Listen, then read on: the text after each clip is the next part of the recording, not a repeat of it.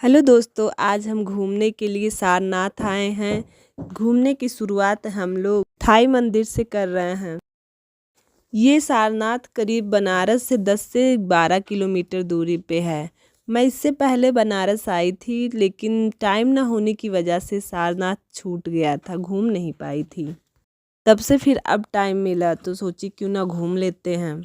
यह मंदिर 2 भागों में बना हुआ है। पहला भाग सार्वजनिक है और दूसरा भाग बौद्ध धर्म के लोगों के लिए ही है। यहाँ पे बुद्ध भगवान की हमारे भारत देश की सबसे बड़ी प्रतिमा है, जिसकी ऊंचाई 70 फीट है। यह प्रतिमा लोगों के लिए बहुत ही ज़्यादा आकर्षक का केंद्र बनी हुई है। इस मंदिर के अंदर भगवान गौतम बुद्ध की मूर्ति है, जिसमें गोल्ड की पॉलिश की गई है। इसके अलावा यहाँ पर थाई मॉनेस्ट्री भी है। इस मंदिर की खासियत थाई वास्तुशिल्प शैली है, जो लोगों को अपनी तरफ आकर्षित करती है। फिर इसके बाद हम लोग आगे चले आए। थाई मंदिर से निकलने के बाद थोड़ी दूर चलने पे हमें मिल जाता है पुरातात्विक संग्रहालय, आर्कियोलॉजिकल म्यूजियम, जो कि बहुत ज़्यादा प्रसिद्ध है।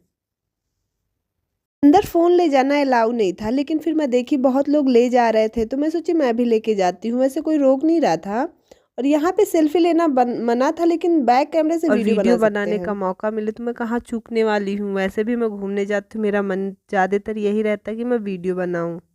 यह संग्रहालय सुबह 9 बजे से शाम के 5 बजे तक खुला रहता है।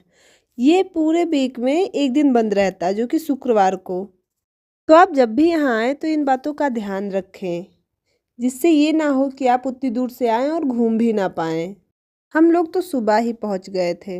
यह काफ़ी बड़ा था तो घूमते घूमते मैं थक गई थी। वैसे भी जिधर से जाओ उधर से सेम गली लग रहा था। मैं सोचती हूँ तब सोचिए लोग हाथों से कितना सुंदर सुंदर कलाकारी नमूने सब बनाते थे। मेरी इच्छा थी कि काश मैं अपने स्कूल के बच्चों को भी यहाँ घुमा पाती, बट अफसोस कि मैं ला नहीं सकती। वैसे खुद ही घूम लूँ वही बड़ी बात है मेरे लिए। इस संग्रहालय की स्थापना 1904 ईस्वी में हुई थी। इसमें ऐतिहासिक वस्तुओं को रखने, प्रदर्शित करने और उनका अध्ययन करने के लिए यह भवन 1910 ईस्वी में बनके तैयार हुआ था।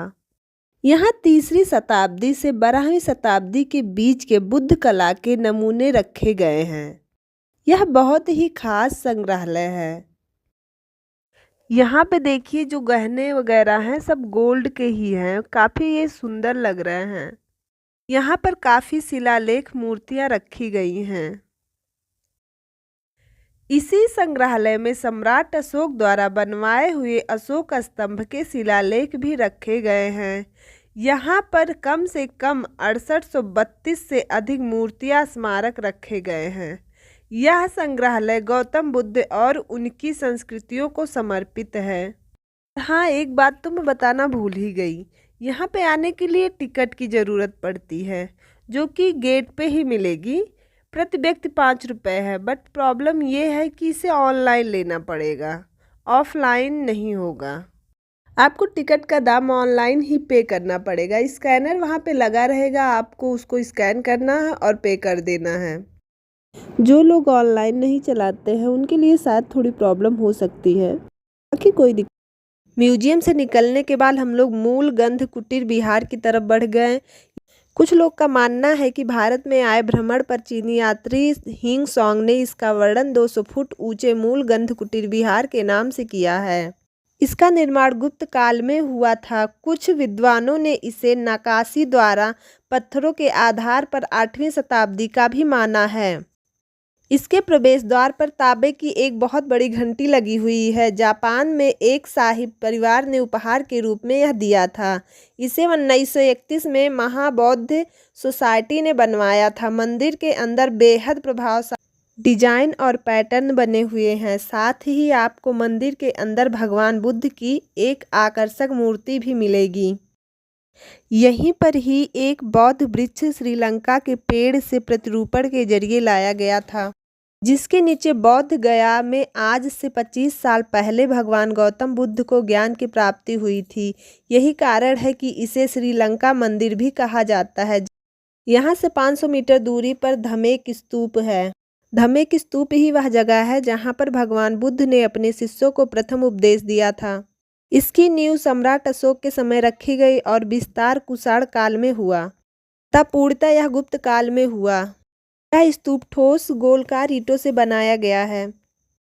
इसका व्यास 93 फीट और ऊंचाई 143 फीट है। इसे 6 बार बड़ा किया गया, फिर भी इसके बावजूद इसका ऊपरी हिस्सा अधूरा ही रह गया।